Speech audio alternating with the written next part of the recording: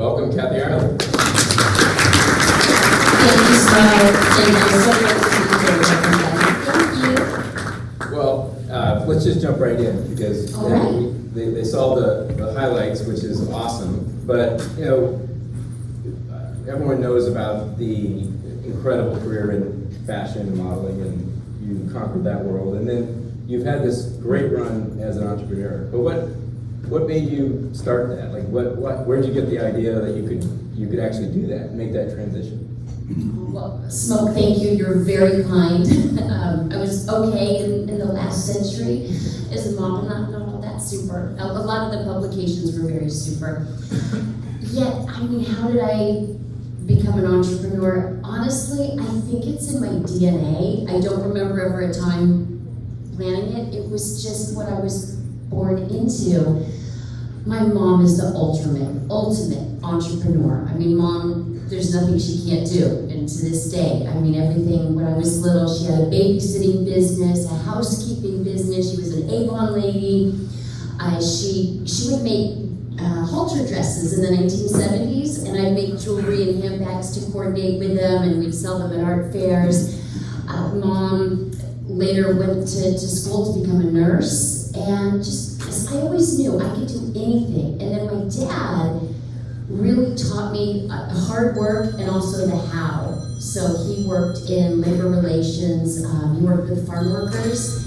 So growing up in Southern California, we were not allowed to eat grapes. We drive through Camarillo and Oxnard, and when I was little, Dad would point out in the fields that people who were responsible for bringing food to our tables had no place to relieve themselves with dignity. So Dad worked to fight to get that. So the how is this business being accomplished? And that's something that I love about this group. Everything I learn about you is that you're so thoughtful and conscientious, and thank you for that. That's amazing. Well, that's awesome, and I'm going to jump around a little bit here. I know they told me to follow the order, but sorry guys. You're looking at me. But what you said about the how, and you really, in your DNA, was doing things right and being right by people. And the thing that as I've known you over the years, you have been an outspoken leader in so many great causes, and it's not just like you're putting your name on stuff. Like, you're really behind these things. Like, every business you do, you're like, you make the business that you partner with commit to those things. I get accused of being a control freak. I prefer to think of it as passionate, very passionate.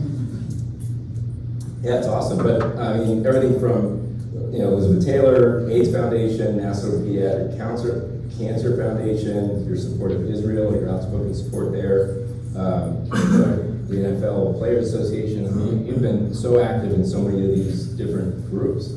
Like, how do you decide which things to get involved with? First, looking at the needs, and I mean, the needs are bigger than any of us, and as are the opportunities, so that's exciting. So recognizing what is the company all about, doing a deep dive, what are their values, and do they align with our own? Ultimately, it's the results, and it might sound heartless, yet it's so important. You can be a wonderful, kind, well-intentioned person, yet if business skills are not there, how much of the profits are actually going to the people who are in need? Yeah. And so we've got to be good stewards with every gift that we're given. So it's a deep dive into the financials, and just because someone's books don't look good doesn't mean that we won't engage with them. We've had wonderful opportunities where people are open when we're able to just share, just in truth and love, like, this is why it's a challenge. And when they've been willing to grow and make those changes, that's been awesome. So there's been situations I've walked away from because it wasn't done well or right, and there's been situations that at face value didn't look good initially, but yet when people are willing to make those good and necessary changes, they get good results, and ultimately the people being served are being served well. That's awesome. Yeah, it's got to work, right? Otherwise, it doesn't generate the things you want to do good for unless it's effective. Right, absolutely. So, what are some of the big challenges that you face, along the way? Obviously, the video and everything else, everything looks perfect. But so you never had any problems, right? No. Can you share something that maybe they wouldn't guess or something? There's so many. There's not time to keep you all here all night and into the week. Oh my goodness, so many wonderful lessons along the way. One that sticks out that we bumped into that was challenging was bankruptcy. That was hard. So we started our brand in 1993. I was an aging model at our kitchen table. We started with a single pair of socks, and people said, "Oh, you can't start a brand with a pair of socks." Nobody had a good reason why. They'd say, "Well, it's never been done," and it's never been done doesn't mean that it can't be done. We liked the people. John and Marilyn Moretz out of North Carolina, who continue to be valued members of our team today. Great socks. And I had invested my money in people. I love sports and teams and people coming together with different gifts, different perspectives. We can learn from each other. It's so boring if everybody's the same. But different points of view, yet when it comes to values, we're on the same page. And what could we bring to a basic pair of socks as far as fashion and value, innovation, all of that? So we took out the first in a series of loans. John Carrasco, our genius creative director, sitting right here. After family-based focus groups, we love the socks, we love the people. We conducted surprise factory inspections because you learn a lot when you show up unexpectedly. Anybody can clean up if they know you're coming. And we love them, everything about them. So there we went, loading up our bags and presenting the socks to retailers, and the doors slammed in our faces. And we heard everything from, we love the socks, but who needs you? And this is stupid, and you can't start a brand with a pair of socks. One of the greatest gifts of that long ago modeling career was all the rejection. Because when people said no, I was so used to it. It didn't destroy me, it didn't faze me. No just means now we're talking. I'll come back tomorrow. Maybe your circumstances will have changed. Maybe you'll be in a better mood. And when you believe in something, when you believe in what you're doing, you don't mind that rejection. Sometimes it just takes a while. And I always encourage people, look, if you're getting rejected, learn from it. If there's even if the criticism is delivered nasty, there might be a jewel in there where we can all learn and grow. Yet, please don't let anybody's, comments destroy you, define you. Don't let anybody put you in a box. And there were times in the beginning when we slept in airports in an effort to save money, and some people would say they think that was a big deal, and it's really not. Whatever material things we give up to live our dreams, it's ultimately not a sacrifice, it's a bold investment, and that bold investment made it possible for us to sell our 100th millionth pair of socks. Things were great. We were in a handful of sporting goods stores, that a major retailer started carrying the socks. The CEO calls me in one day to inform me that the socks were a blowout. They were moving out faster than they were coming in, and they asked for exclusivity at their channel of distribution.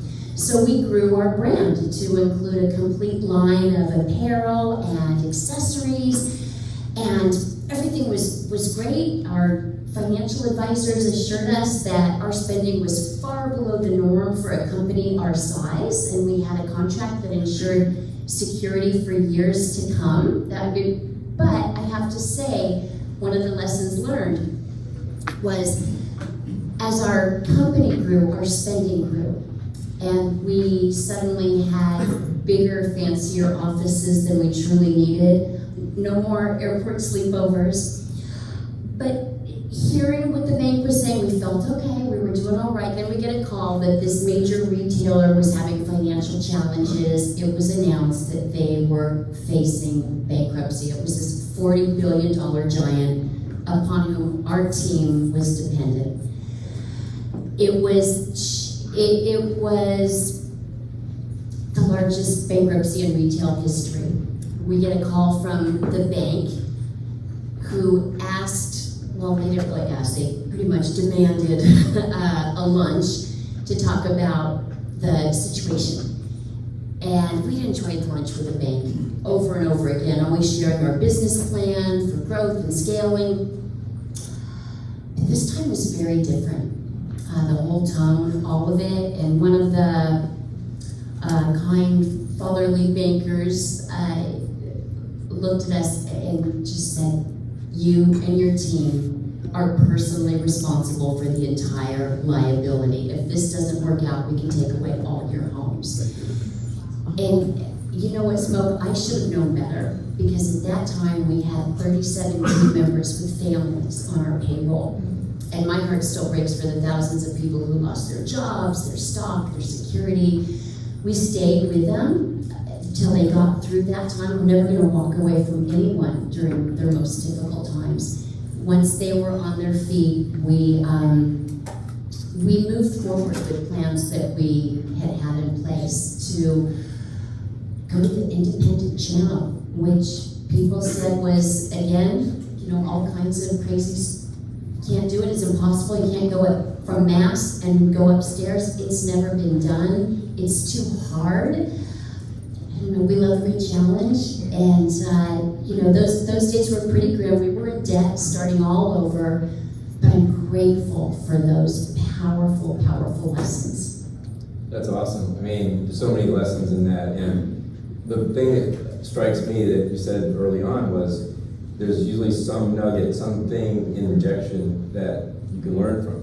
But you can't hear it if you're wrapped up in your ego and you're unable to receive that information, right? And what, I'm sure I speak for the room, but like it's great to see someone that has your success with such humility and the ability to kind of take a beating and have that take a blow and then figure out a way to survive and move forward and to do it in a graceful way. So it's awesome. Thank you. And you learn pretty quickly in the modeling industry. You learn pretty quickly that you're not all that. And it's so often it's like the young person in clothes. One day they like something, one day they don't. It's very fickle. So, and I understood from that industry that the look of the moment is always changing. There are absolutely beautiful people who never were successful in that industry. It has nothing to do with them. It's just a very fickle industry. It didn't feel secure. And it wasn't part of my initial plan, yet it was a wonderful opportunity, I thought, to save money for college or to start a business. And it just took me a while. The entire time I was working in that industry, I was working on other businesses that just didn't necessarily take off. That's great. Well, and I know that you're you're CEO, but you're also chief designer. So you're really involved. I know this because we worked on a project together. You're really involved in the details of what your team brings to you, your various ventures, right? I mean, so I don't know if you want to comment on that, but I think it's not just like these guys all find stuff and then put your name on it. You're really involved in each of these things. No, thank you, Smoke. Yeah. Yes, and I work with an incredible team. Many of us have been together over 35 years. So it's we've got our Gen Zs and our youngers, but it ranges from teen to 101 on our team. So we get a lot of diversity there, every background, but just wonderful, wonderful people. Yes, and working in that modeling industry, again, it wasn't super. I did okay, and I'm grateful for that. I knew that for a brand to be successful, it's one of the reasons I wanted to start with a pair of socks, because it was so basic. If it was something that was more recognizable with that long ago career, it might not be lasting. But if women would embrace something as basic as a pair of socks, that would tell us that we were on to building a true brand. And never been interested in earning a quick buck, but building lasting relationships and doing good work that's really going to make a difference. And so no, I don't put my name on anything. There's nothing wrong with a celebrity endorsement if you're a celebrity and if that's your path. But that's just never been of interest, and I know our customer, she doesn't want that. She doesn't have time for that. I know her, I know what her needs are. I say her, it's the men as well, but we started our brand in the beginning. The mission was finding solutions for families, especially busy moms. As a new mom, it's like just making it to the store is heroic. You've got car seats and temper tantrums, diapers, it's a big deal. So we wanted to bring value in every step of the way and make it honor her in every step of the way. But I knew and when you're partnering with someone, when you're thinking about working with a brand, I mean, I believe you need more than an autograph picture. You need infrastructure. You need a team. You need a team that is going to work hard and be committed. You need marketing. You need sales. You need all those elements that are really going to push. It's got to be a win-win. It's got to bring value and raise the bottom line. Well, you have been tremendously successful. You're one of the top licensed companies in the world, bigger than NASCAR, bigger than a bunch of brands. But and this speaks to, I think, your humility, which is, it's KI, little KIWW, Cafe Island Worldwide, but it's the initials are the small letters, because it isn't about you, is what you told me. Yeah, no, thank you, Smoke. It was, and it wasn't my idea to have my name on the brand, yet that's what we went with. But yes, it was intentionally lowercase k, lowercase I. It's not about me, it's about our customer. It's about being of service to her. And when we keep our eyes on the person we're serving, it just makes it so smooth, so joyful too. We love what we do. John and I work very closely together, along with Brittany and other team members. Yet, honestly, the most important part of our design team is our customer. She's very direct with me. She's very honest. She doesn't ask for autographs. She wants her solutions, and she wants them now. She's very direct. So, we talked about the start in socks. What are you really excited about now? I know you've got a whole range of things, but what are the new projects that are exciting that you guys have gotten into that are like on the horizon, or what you're working on? Oh, thank you, Smoke. We're so grateful for the many different sectors of business in which we're working. So some new things. We have a new partnership with Mohawk. They are the world's largest flooring company. Just been named Crayola's Chief Creative Ambassador, the first time they've had one. So we're bringing that into all different areas of fashion and home, and working with them on some great projects. Fashion, where we've got a pivot in our fashion, working with HSN as well as brick and mortar. And Tommy Meharry, who you know very well, he is our youngest board member and key executive with our company. He's also a Marine, and My Six is his brand. It's Marine Talk for Got Your Back, and complete line of men's fashion, athletic, sports equipment, sporting goods, fragrance, just everything for the guys, and that is wonderful. Working with just wonderful. American Family Insurance is a company with which we work since 2011. We've been producing some programming for them that is nationwide, and we're also streaming it on our own streaming channel, Your Home TV, and that's on Roku, soon to be on Amazon, and it's grown in a short time from 0 to 35 million, so we're grateful for that. Working within just some wonderful areas. We had the privilege of working with Janet Jackson, bringing her back to #1 on Billboard, which led BMG to giving us our own recording, our own recording studio, and so that's been fantastic. And working with amazing people from, I mean, you know, our beloved Elizabeth Taylor, Vanessa Williams, Dolly Parton, Liza Minnelli, Marilyn McCoo, and Billy Davis Jr. of the Fifth Dimension, and the incredible Michael Feinstein, Great American Songbook, and he is just lighting up the nation, traveling, bringing his music, his genius everywhere. He'll be at the Taper downtown on February 17th. Wonderful. There's so many things I could talk to you about. FinTech. I could go on and on. Ireland Pay is our credit card processing. 51% goes to nonprofits. And we want to raise the bottom line. We must raise the bottom line. We're interested in making a lot more than money. We're looking to make history. That's what we want to do. But a very new pivot for us, something we're very excited about, is Main Street Chamber Holdings. Larry Cozen, will you please stand up? Sure. Thank you.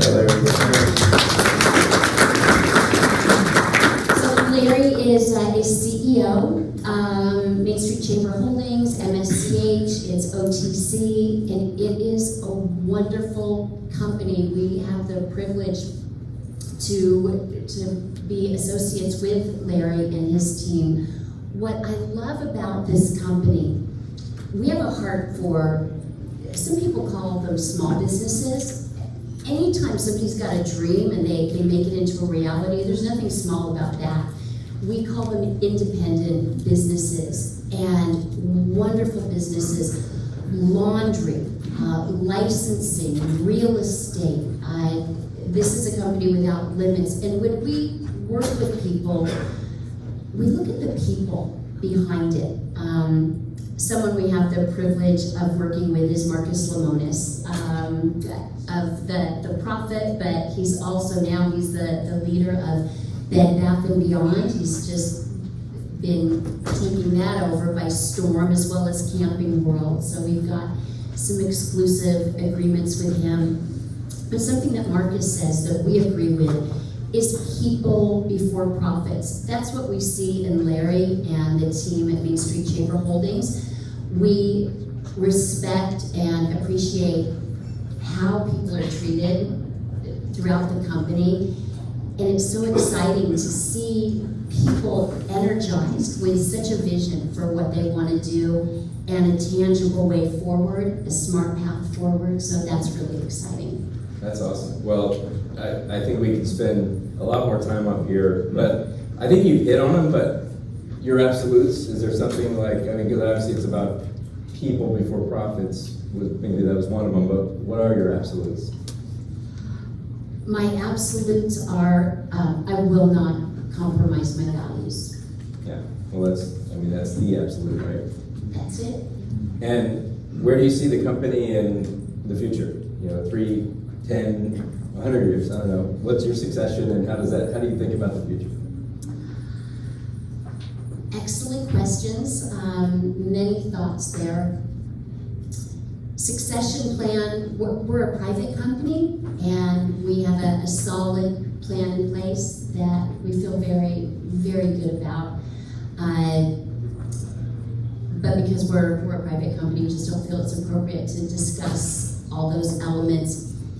There are family members who have shown efficacy in responsibilities for the company, and that's exciting. And when I say family, it's birth family, family through marriage, and it's people we work with who become family. When you work with people and you love people, they become, it's wonderful. And how wonderful to go through difficult times with people, because you find out Like you asked right off the bat, what are some of your challenges? It's such a gift to go through hard times with people because things are revealed. You find out what people are made of, and they'll either run for the hills or, just take you by the hand and you go through those fires together, you come out stronger, and love that. So 3 years. 3 years, we will continue to scale and being very, we are always financially thoughtful about what we're doing, yet dramatic growth. We see dramatic growth in the next 3 years. That is what we're doing. 10 years, I see my responsibilities as being very different, and I'm excited for that. I recognize what we've been able to do. Earlier I spoke about being exposed to needs bigger than us and opportunities bigger than us, and talked about those surprise factory inspections. That's something we continue today. In fact, our company has spent hundreds of thousands of dollars on our human rights contracts. And I always ask people, if you've got something better, please share it, because we always need to learn and grow. The sex slave trade is one of the fastest growing businesses on the planet. And unlike drugs, human beings are sold over and over and over, and when they're no longer profitable in the sex slave trade, they're often sold into forced labor. And that is why we must be diligent about what's going on in those factories. And I had people say, you shouldn't talk about that because you're going to bump into situations with subcontractors and people are going to break the law, they're going to do that. But my response is, look, we're doing everything we can. And if a competitor finds out something with our label on it is being made in inhumane conditions, whatever their motive is, if they find out and let us know, we say thank you so we can make that change. We're doing everything possible. And that's one of the motivations we have for growth. When I was younger, one of my biggest mistakes, and I look back and it was silly and it was a waste of time, and that was being fearful. And I was afraid that if we grew too quickly, how would we be able to ensure that everything was being made well with that kind of integrity? How would we be able to get to all the factories? How would that work? With maturity, I recognize that with growth, we have leverage. So if somebody's breaking the law somewhere, they can just dismiss us. It's like, all right, we don't want to work with you anymore, that's fine. But if we have some kind of leverage, if we can get media attention, we're in a much better position to initiate those positive changes. And that's what we're seeking to do. I mean, Xinjiang, China, it's heartbreaking what's going on there. Burma, it's just around the world what's going on. So there's so much work to do. So 10 years, I hope to be working to make more of a difference with our core company values. Well, I don't think that's even a question. You manifested it already, and it will continue to manifest. And I can't wait to see what else you guys do. It's a wonderful platform that you've built, and you've got the machine to build it even further. So I know on behalf of all the Family Office people here that we're really appreciative that you came to talk to us. Thank you. And these are all family business. A lot of these are families. Some of them are multi-generation, but at the end of the day, they can relate to the things I think you shared with us. So thank you, Kathy. Oh, thank you so much.